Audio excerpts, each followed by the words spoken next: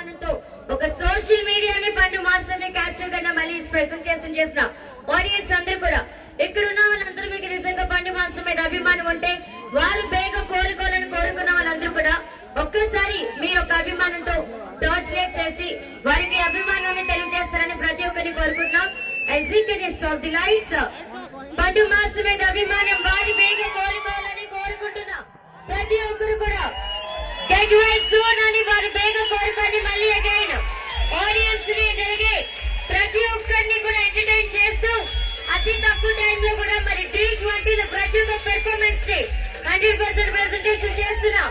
పండు మాస్టర్ కోసం ఇక్కడికి వెయిట్ చేసి